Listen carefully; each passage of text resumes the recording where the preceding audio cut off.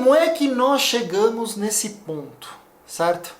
A guerra dos super sedãs. Como começa essa história? Hoje em dia a gente fala como uma banalidade que 800 cavalos se tornaram um novo normal no mercado dos super sedãs esportivos, mas eu sempre acho que é muito legal entender da onde viemos para entendermos para onde vamos, certo?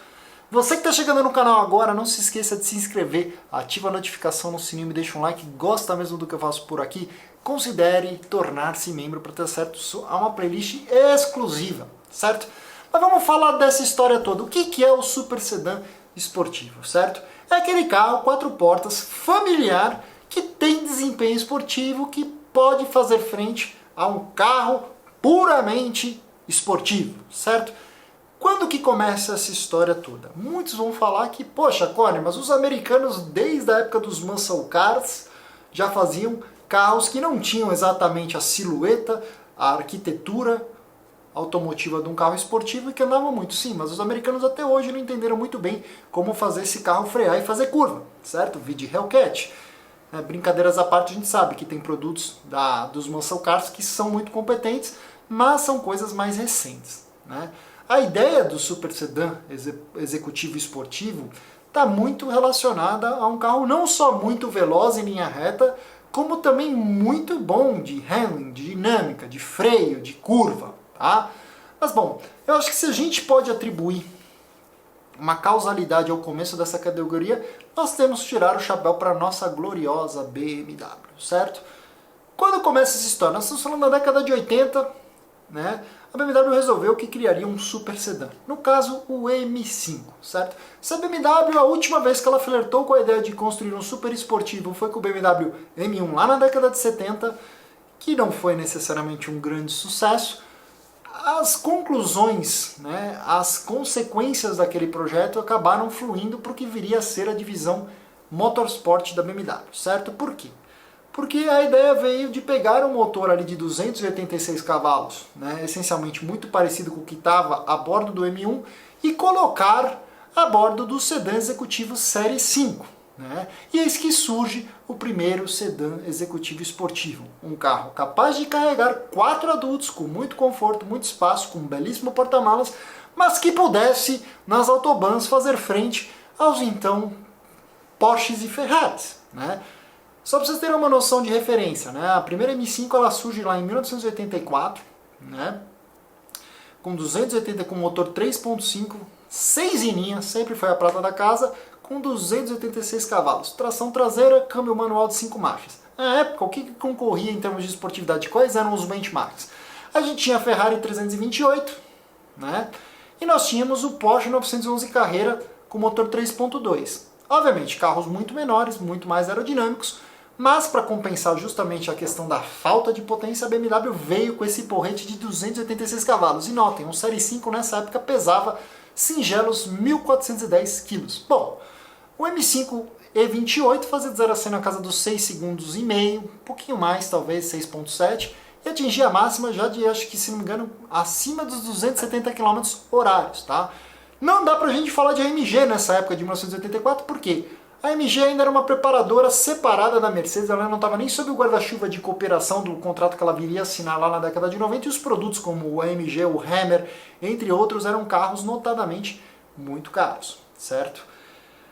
E bom, as coisas foram bem interessantes nessa época. Bom, não tinha concorrência da Mercedes, né? A Audi então nessa época não tinha nada que fizesse à frente, assim, existiam iniciativas no andar de baixo, né? Você tinha pro M3, né, o primeiro M3, pro E30 você tinha a 190e Cosworth, você tinha o Audi Sport 4, o cupezinho da Audi e tal, mas assim, em termos de sedã familiar, né, que pudesse realmente fazer frente de desempenho a um esportivo puro, era só a BMW. A ideia era que você, executivo, pai de família, pudesse usufruir um pouco de esportividade sem sua esposa se sentir ultrajada por seus ímpetos automotivos.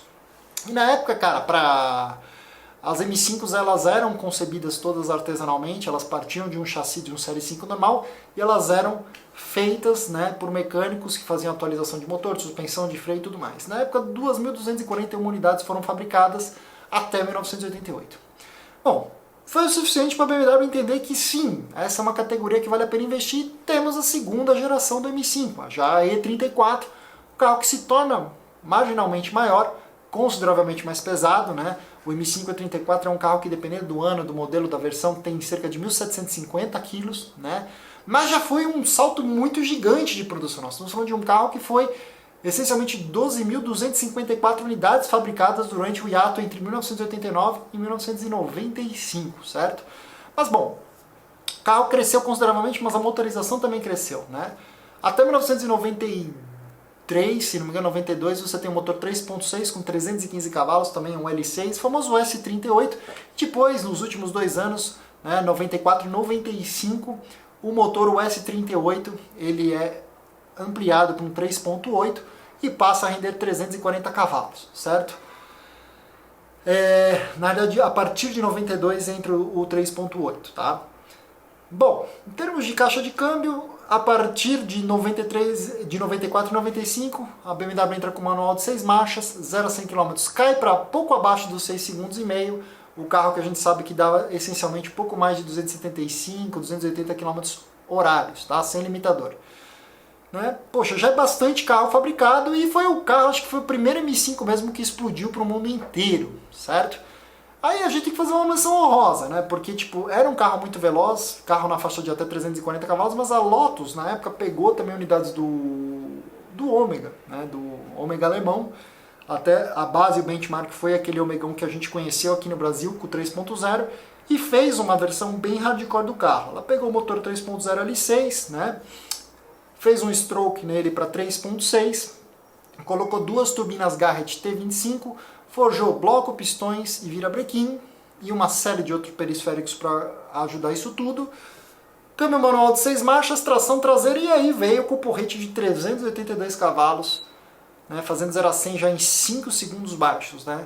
Um carro que pesava 1.655 kg, portanto consideravelmente mais leve do que a M5, e que foi o sedã executivo esportivo mais veloz do mundo entre os anos de 1990 e 1992. Acabou que era um carro muito caro para a época, a Lotus, uma empresa pequena, era projetada a produzir um pouco mais de 1.000 unidades, acabou produzindo 950 unidades do carro, mas vale a menção porque foi o começo da lunacidade. Vocês vão começar a entender que assim, até 1990 a BMW que navegou sozinha com a divisão M Motorsport, com o M5, certo?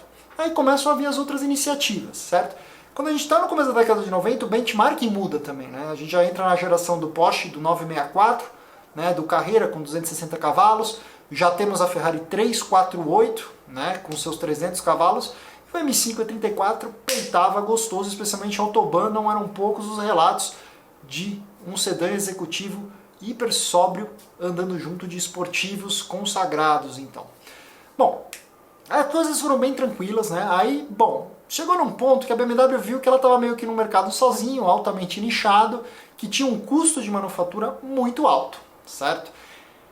Quando chega a 1996, a BMW vem com o Série 5 E39 e ela fala inicialmente que ela diria que o consumidor do M5 estaria plenamente satisfeito com um 540i na versão Motorsport, porque já era um carro necessariamente calibrado, com uma tecnologia muito nova e não via necessidade ou espaço para o M5. Mas, aproveitando a deixa, a Mercedes veio com essa geração a W210, né? Lembrando que no começo da década de 90, em 1994 ou 93, a Mercedes assinou um acordo de cooperação com a AMG, né? A AMG ainda não era uma subsidiária completa da Mercedes, mas passou a usufruir de toda a rede de concessionários para distribuir seus produtos. O primeiro dos produtos foi o C36, né, na geração W202, e aí na classe E, no W210, aí sim a Mercedes não ficou quietinha. Poucos sabem, existe uma versão raríssima chamada E36, que foi essencialmente, se vocês procurarem, foi ofertada bastante no mercado australiano e em alguns lugares na Europa. Mas as coisas mudam de figura em 1996, quando a Mercedes lança o E50 AMG, certo? As pessoas também não lembram disso, mas antes de existir o E55 AMG, existiu o E50 AMG com motor 5.0. A partir de 97, como no modelo 98, o E50 vira o E55 AMG. Né? Bom, notadamente, o que eu gosto é que cada montadora fez a sua versão, a sua interpretação de versão esportiva de carro. Né? O que eu quero dizer com isso? Né? Você tinha a Mercedes com câmbiozão automático de 5 marchas, carro confortável, luxuoso, mais um Autobahn Cruiser do que um Boy Racer como era o M5 E34, certo? Mas 354 cavalos, torque, né? Se BMW nunca teve torque, Mercedes AMG sempre teve muito torque, né? 12 mil unidades foram fabricadas, um carro que faz de 0 a 100, tipo, era um desempenho equivalente ao M5 E34. Foi como se a Mercedes falasse, ah, BMW, você não vai atender esse nicho, vou atender eu, né? Mas a BMW não ficou quietinha. A BMW olhou para essa situação e falou, ah, é? Não vai ficar barato. Então nós vamos lançar um M5, certo? E eis que surgiu o M5 E39 em 1998, certo? A BMW falou, ah, é? Você vai fazer isso? Então tá bom, toma aqui, ó. Também vou te dar um V8 na sua boca, Mercedes.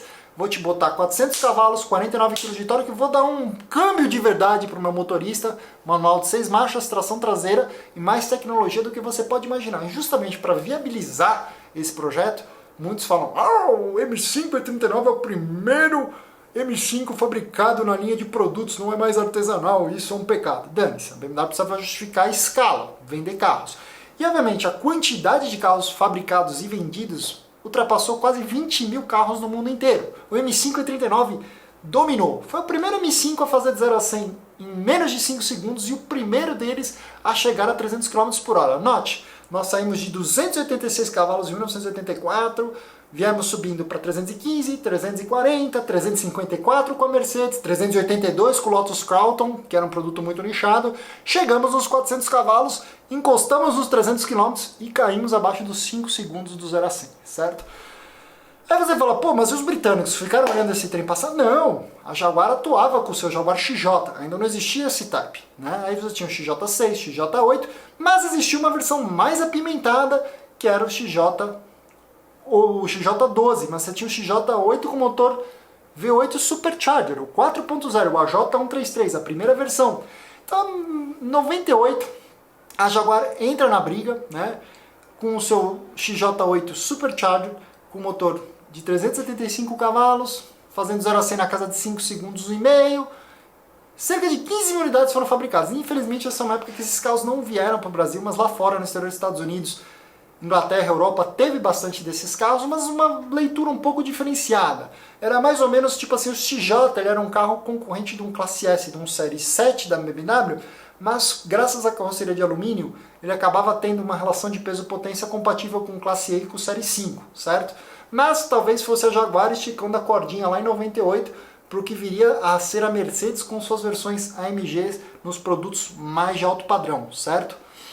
Porque até então, você lembra, a AMG é uma coisa assim, um penduricalho. Tivemos algumas versões bem tops, tipo CL73, entre outras nessa época, mas eram produtos extremamente nichados. Nós estamos falando da estrada principal e não das vicinais, senhores. Bom, e até então a Audi estava meio sossegada nessa batalha porque a Audi estava brigando no andar de baixo. Então em 95, a Audi estava com dinheiro, mas não sabia produzir um carro esportivo à altura. Tinha o Sport Quattro da década de 80, mas ela queria fazer algo ousado. E a Porsche, mal das pernas, estava fazendo projetos e colaborações com uma série de montadoras. Tinha feito o 500e com a Mercedes e a Audi juntou-se à Porsche para fazer o RS2, né? Pegou o que sabia de bom, 2.2, 5 cilindros turbinado lá da RS2, preparou o carro, deixou com 315 cavalos, tração integral 4, Porsche trabalhou na motorização, na suspensão, nas rodas, no retrovisor, no farol de milha, tudo que você possa imaginar, e obviamente fazendo um projeto bem fora da caixa. O prenúncio do que viria a ser a identidade da Audi com as suas peruas, né? Hoje a gente sabe, super perua é sinônimo de Audi. Então veio o RS2. 99 para 2000, a Audi viria com uma peruinha, que era o RS4, a segundo grande Audi RS, com seu motor 2.7 V6 biturbo, retrabalhado pela Cosworth com 380 cavalos, à época a perua mais rápida do mundo de aceleração de 0 a 100, fazendo a métrica em 4.8 ou 4.9 segundos. Mas como todo bom Audi 4, extremamente amarrado de alta pela tração integral, certo? Mas a Audi não tinha um produto para peitar o que vinha sendo o duelo Mercedes e BMW. Eis que em 2002 surge o RS6, na geração C5, a famosa saboneteirinha, certo? E ela vem logo de cara com 4.2 V8 biturbo, com câmbio de Tiptronic de 5 marchas, né, que eu já falei, já avaliei esse carro aqui no canal, inclusive não vou entrar no mérito dos problemas. Colocou suspensão ajustável, o Dynamic Ride Control nesses carros, ou seja, a Audi veio forte, porque primeiro ela foi a primeira a entrar na sobrealimentação, porque já era uma escola que ela manjava pra caramba lá da época do RS2 e do RS4, Pegou, botou o câmbio Tiptronic, porque ela entende que todo mundo compra um carro desse padrão, talvez queira um pouco mais de comodidade e facilidade com o carro. E aí meteu o louco, né? Tração integral como manda o figurino, mas meteu 450 cavalos, 50 cavalos em cima do M5, certo? E aí os tempos de 0 a 100 começamos a espetar o 0 a 100 na casa dos 4 segundos e meio, né? E a velocidade máxima também espetava um pouquinho acima dos 300. Na época o M5 E39 ainda era o carro mais rápido, acima dos 100 km por hora, mas saída de farol, no mundo de verdade, o RS6 fazia misericórdia, certo? Mas aí você acha que a Mercedes ia ficar quieta? A BMW já estava meio que no meio do caminho, né? Já estava 2 anos em fim de projeto, não ia mexer no projeto do M5, né? Mas a Mercedes já estava na vanguarda de mudar a geração do Classe E. E ela vem com a W211. Na época ela falou, peraí, vamos resolver essa bagaça do jeito certo, né? Então ela lança a W211 e mete o motor 5.5 V8, que já existia lá em versão aspirada, mas meteu um compressor em cima, certo? E aí fomos para 476 cavalos, 71 kg de torque, automático de 5 marchas e notadamente um carro que desafiou o propósito em termos de desempenho. O E55 Compressor dessa época é simplesmente assim, ele pegou e escarrou em cima do M5, que era o carro até então a BMW falava, beleza, a Audi é mais rápida saindo de baixa, de alta estrada autobahn, a M5 E39 por ser mais solta, por não ter o arrasto da tração integral, conseguia peitar salivantemente, né, o RS6. Mas a Mercedes veio com algo e falou, peraí, tá aqui, ó, pum! Não era um carro de handling bom, de freio bom, a Mercedes usava uma tecnologia de freio meio eletrônico na época que é horrível, você não tem feeling nenhum de pedal. E a suspensão meio barquinha, mas só que quando o assunto é drag, linha reta, né, eu sempre falo que a MG ela tinha uma escola muito parecida com o dos muscle cars, né, que é um carro rápido de reta, não necessariamente muito bom de curva e freio. Né, freia bem, mas você não sente o que está acontecendo. Né. Mas veio 476 cavalos, 71 kg de torque, na época a Motor Trend chegou a testar esse carro fazendo 0 a 100 na casa dos 4.1, 4.2 segundos. Era muito veloz e um carro que consideravelmente passava dos 310 km horário. Né. Bom, e aí nesse caminho você fala assim, e aí, ficou só na Alemanha a briga? Não, a Jaguar veio. Lembra do S-Type que foi lançado lá em 99? Bom, o S-Type foi lançado propriamente para concorrer com o Classe E, com o A6 e com o Série 5. A Jaguar lança a versão R do seu S-Type com motor 4.2 V8 Supercharger um pouquinho atrasada para a festa, porque nós já estamos em 2003 para 4. Ela vai lá e bota esse V8 Supercharger com 400 cavalos, 56 kg de torque, aquele câmbio J-Gear, que essencialmente assim era o patinho feio dos 4. Né? A E55 era o canhão de reta, a M5 o carro de tocado, o RS6 o meio do caminho entre a Mercedes e o BMW, e o RS e o Jaguar S-Type era meio que a escolha da diferença, não necessariamente para o melhor. Inclusive eu tive um carro desses, tenho muito carinho, foi uma época muito gostosa, mas putz, né? Era o patinho feio da geração. Mas aí a gente chega em 2005, e aí a BMW resolveu, e aí a gente começa a entrar na era do retardo mental, que é quando as montadoras começaram a utilizar esses sedãs como uma vitrine máxima de performance e de tecnologia. Então a BMW pega, coloca o S85 5.0 V10 debaixo do capô, certo?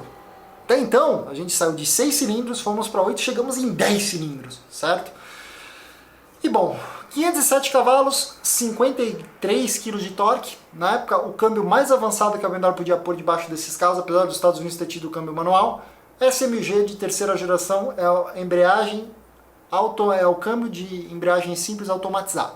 Horrível em condições de uso normal, mas necessariamente uma caixa que, na hora da tocada, de você estar agressivo mesmo, girando 8.250 RPMs, sem sombra de dúvidas faz todo sentido. E na época, cara, porra, era um sedã familiar que carregava 5 pessoas, o M5 tinha se tornado ainda maior, né?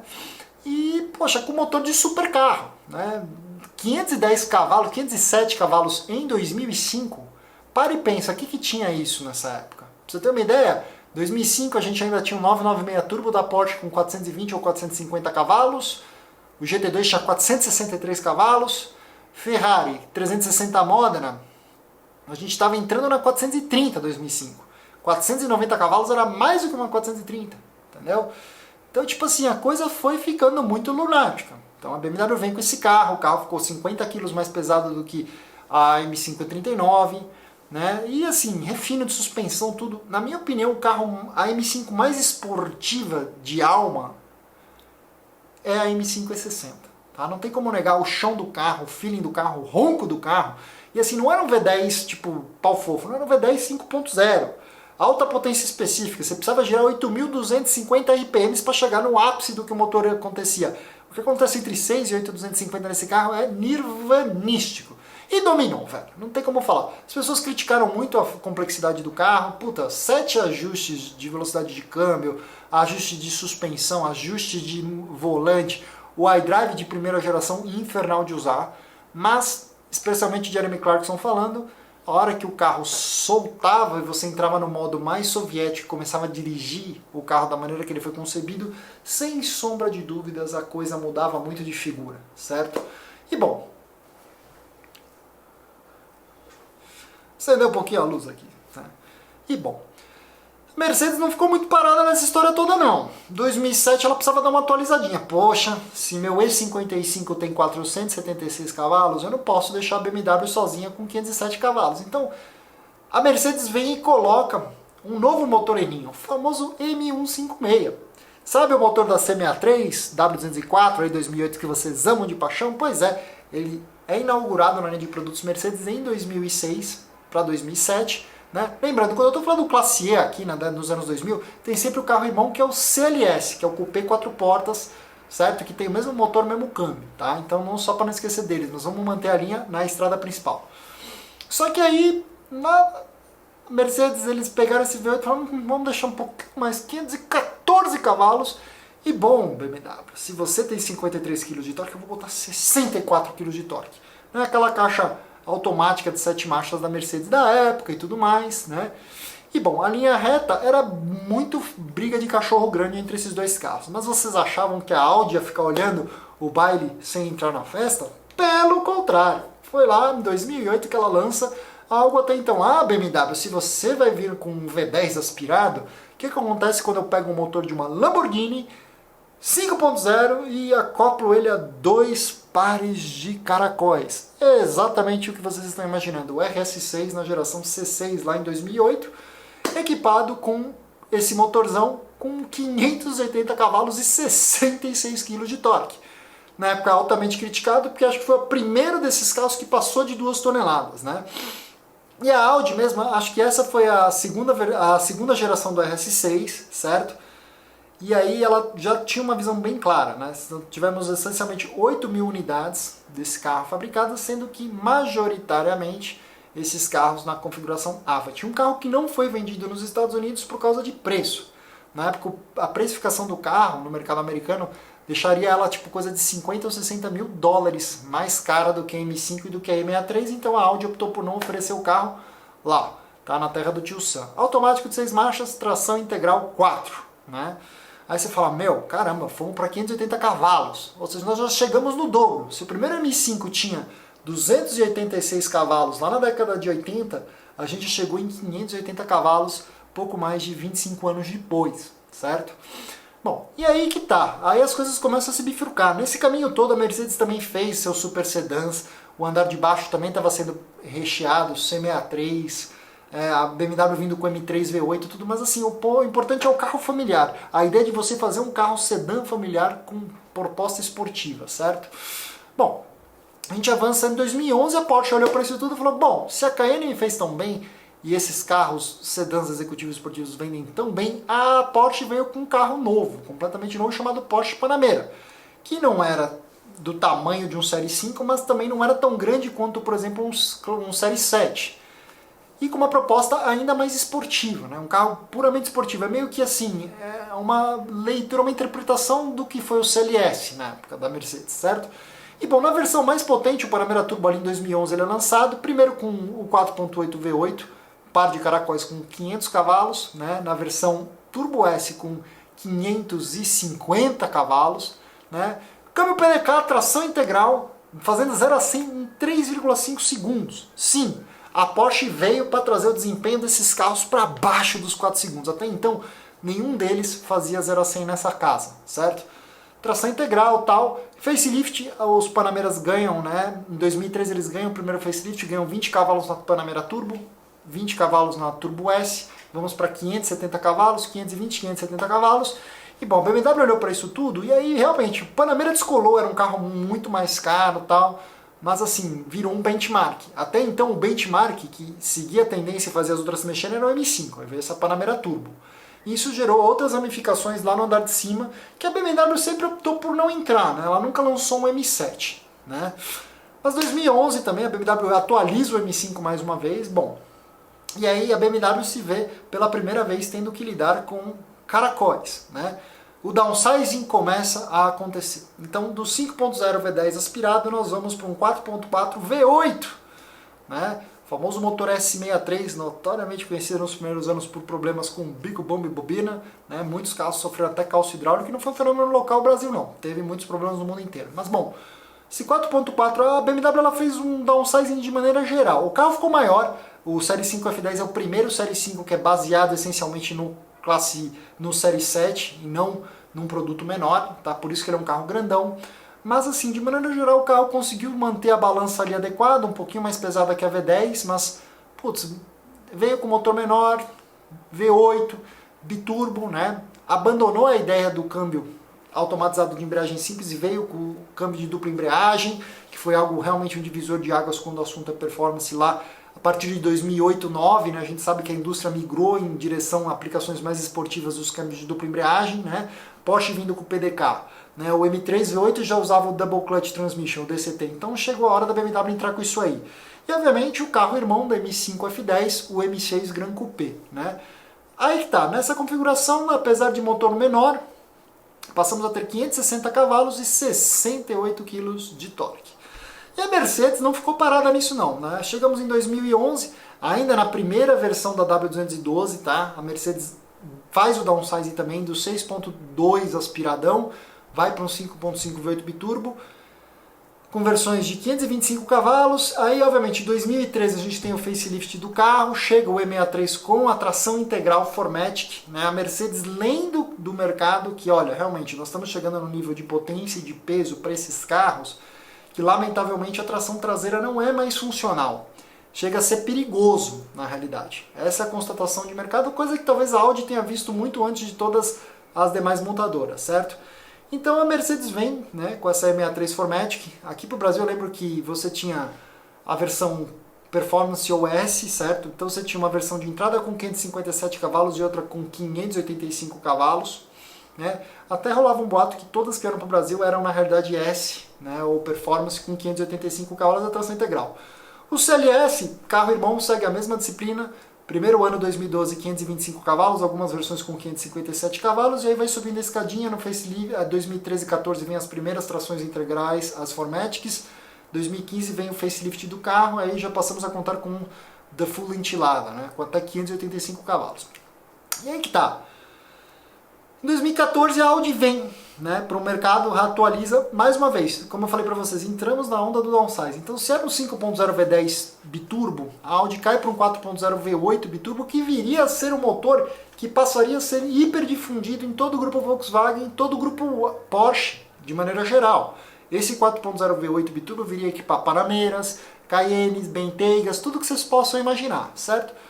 Mas bom, do V10 com 580 cavalos, a gente foi para esse V8 com 560, mas a conta do torque subiu um chorinho sim. Passamos a ter 71 kg de torque, um pouquinho a mais do que o antigo V10 biturbo, e um carro que passou por uma dieta. O RS6 cai para casa dos 1.950 kg, sai das 2 toneladas. Obviamente, mais um ano para frente, 2015 para 2016, a Audi viria com a versão Performance do RS6 e do RS7, jogando lá para os 605 cavalos e 76 kg de torque. Tudo isso utilizando o quê? Tração integral, câmbio ZF de 8 marchas. Estão entendendo onde a gente vai chegar? Aí nós chegamos em 2016, a Mercedes já tinha visto esse movimento todo, né, e ela começou a tirar alguns coelhinhos da cartola, né? Bom, se a gente conhecia o 5.5 V8, mais uma onda de downsizing, é o que eu falei para vocês. Não é o mesmo motor, mas é muito curioso que da mesma forma que a Audi e a Porsche com o Panamera usariam esse 4.0 V8, a Mercedes fez o seu 4.0 V8 também. Então do 5.5 caímos para 4.0 V8 biturbo, só que aí nós temos duas versões para o E. O E63 normal com 585 cavalos e o E63S com 612 cavalos. E se antes de uma demanda de mercado, de que, nossa, eu sinto muitas saudades da tração traseira, a Mercedes viria a inaugurar algo que nós convencionamos chamar hoje por modo drift, ou seja, a opção de no lugar certo, na hora certa, você poder desligar todos os controles do seu carro e colocá-lo apenas tração traseira, certo? Mas na versão mais forte do E63, que é inclusive um carro que eu gravei já aqui no canal, 612 cavalos e 86 kg de torque. Uma coisa que eu tenho que reconhecer, a Mercedes sempre foi fiel ao princípio de ser a mais torcuda das alemãs, tá? Não sei como é que ela faz, as pessoas reclamam do câmbio da Mercedes, eu acho que o mapeamento do câmbio da Mercedes é tão conservador em alguns aspectos, justamente para lidar melhor com essas contas de torque que ela faz, tá? E bom, inaugura um câmbio novo, 9 marchas, certo? A gente sabe, a Mercedes ela é uma das poucas que investe nos próprios câmbios. Se a BMW compra os F8 da ZF, a Audi também, a Porsche, em alguns aspectos ainda utiliza o PDK, a Mercedes não. A Mercedes ela fabrica, ela manufatura o projeto dos próprios câmbios delas, tá? Bom, e aí já que nós estamos na escola da insanidade, a Porsche lança a segunda geração completa do Porsche Panamera. E ela vem pela primeira vez com algo que está se tornando recorrente, que é o auxílio híbrido. Obviamente, teve versão Panamera S, Panamera Hybrid, Panamera Sport Turismo, Panamera 4S, mas assim, a gente vai falar do máximo. Então assim, tinha um Panamera Turbo, mas você tinha o lançamento do Panamera Turbo S e Hybrid, né? E se a conta estava lá na vizinhança dos 600 cavalos baixos, a Porsche viria para provar que é possível trafegar no número idiota dos 680 cavalos e 86 kg de torque. Lembrando que é um número de torque que a Mercedes conseguia só no motor a combustão, hein? Mas ainda utilizando o câmbio PDK de 7 marchas, se você já dirigiu um carro desses, você sabe que a calibragem do PDK é um pouquinho mais conservadora do que o que você está acostumado. Por quê? Porque o carro, com todo o auxílio elétrico, tem o peso de 2,3 toneladas. Então o que a gente está vendo? Os carros estão se tornando todos tração integral, com câmbios automáticos ou automatizados, né? Com auxílio híbrido. E obviamente todas as assistências, todas as eletrônicas para isso tudo acontecer, tornando eles cada vez mais pesados, né? Esses carros praticamente quase que triplicaram de potência até aqui e cresceram quase 1 tonelada de peso do que eram lá na década de 80, certo? Mas bom, a BMW ainda não se sentia confortável para mexer com a hibridização, né, do seu modelo flagship. Ela vem em 2018 com o seu M5, né? Que ele viu o movimento da Mercedes em 2016, da Audi em 2015, simplesmente colocou o M5 F10 numa situação meio de berlinda. Porque é o carro que não tem o ronco mais legal da geração, é o carro que ainda é tração traseira, mas que é um carro notadamente perigoso. E não só isso aqui, todo mundo no mundo fala, o M5 F10 é um carro extremamente arisco, não é um carro que se você não tem um espaço aberto e sabe exatamente o que você quer fazer para provocar ela, para você brincar de andar com os controles desligados. Então a BMW, ciente de tudo isso, fez um chassi novo, a F90 em 2018, e aí sim, motor é uma evolução, é o mesmo motor lá de 2011, mas agora o S63 totalmente adaptado, com melhorias de arrefecimento, de redução de atrito interno, mas já consideravelmente acima dos 600 cavalos, ainda mantendo um torque baixo, tá? 76 kg de torque, tá? E obviamente abandona a dupla embreagem em prol do que? Da caixa ZF de 8 marchas. E se a Mercedes lá em 2016 colocou o Drift Mode, a BMW fez exatamente a mesma coisa. A única que se mantém puramente tração integral é a Audi com o seu RS6 e com o seu RS7. E aí nós chegamos a 2020, meus amigos. Sim, nós já estamos numa era que hoje o grande produto desse ano é o RS6 da geração C8, que na realidade você vê as montadoras agora preocupadas em melhorar o que já existe, né? Melhorar a eficiência aerodinâmica, reduzir o consumo de combustível, manter performance, manter os carros emocionais, certo? Lidando com as exigências, por exemplo, do Euro 6, que impõe regras bem restritivas de emissão de poluentes, consumo de combustível, certo? Então, assim, naturalmente, o RS6 ele é um carro que tem essencialmente os mesmos números da geração anterior, é o mesmo motor, obviamente, atualizado, mas rendendo 600 cavalos e, obviamente, um pouco mais de torque justamente embaixo, tá? Se vocês olharem a ficha técnica, o RS6 2020 ele é um carro que tem um pouco mais de torque um pouco mais cedo, né? Se na Performance 2018 você tinha 76 kg de torque, nessa daqui a gente já tem quase 82 kg de torque, acontecendo a 500, 600 giros mais cedo. Por que isso? Simplesmente porque o RS6 se torna um mild hybrid, certo? Não é um híbrido, o conjunto elétrico não acrescenta performance ao RS6 nesse caso, pelo menos não ainda, mas pelo menos ele tem a função de manter o carro numa velocidade de cruzeiro, o carro tem desativação de cilindro para consumir menos, que são truques no livro para justamente o carro poder ser lançado, vendido, homologado tanto nos Estados Unidos, para regiões como a Califórnia, como na Europa, certo?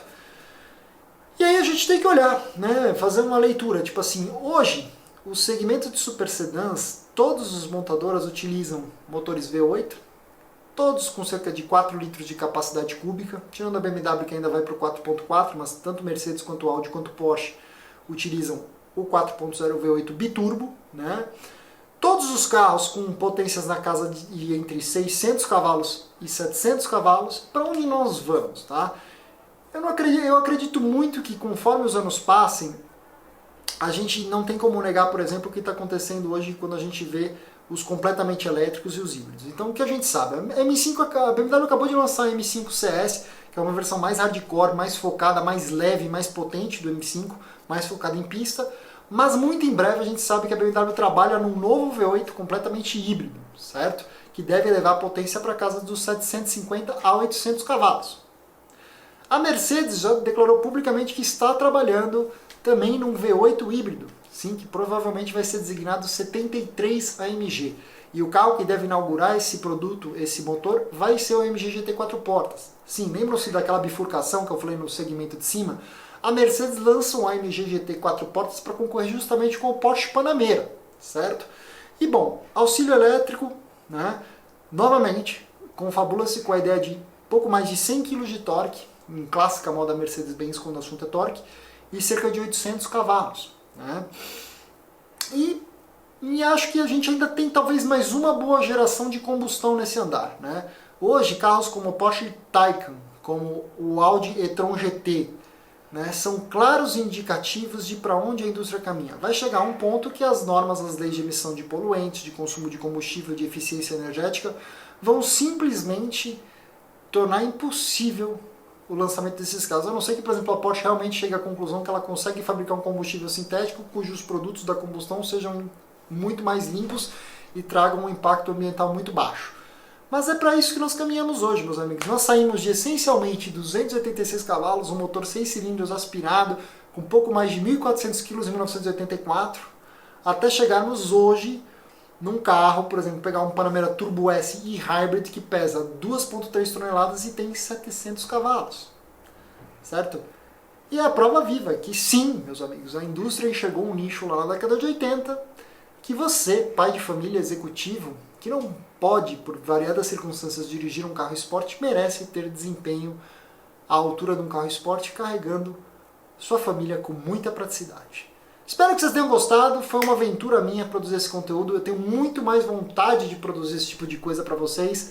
Eu sei que o YouTube é uma plataforma de consumo de conteúdo rápido, que as pessoas não têm muita paciência, muito saco de ver um vídeo longo, mas assim, isso é minha escola, é minha formação, essas análises, esse aprofundamento, entender por que as coisas acontecem, de onde as coisas vêm, para onde elas caminharam, para onde elas estão indo, é uma das coisas que eu tenho mais prazer de fazer e falar. É sobre o que eu mais falo na minha vida pessoal com meus amigos entusiastas automotivos. Meus amigos, eu espero que vocês tenham gostado desse vídeo. Se gostaram, deixa um like. Se conheceram o canal agora, inscrevam-se, ativem a notificação no sininho. E bom, se você chegou até essa tela final, você pode ver 2 últimos vídeos que eu falo de assuntos mais gerais, até coisas que eu não faço há muito tempo aqui no canal. Muito obrigado e até a próxima. E deixa eu saber se vocês gostaram do conteúdo aí embaixo, certo? Vamos ver se eu consigo dar um viralizadinho nesse vídeo, mas não estou com grandes expectativas nisso não. Muito obrigado e até a próxima.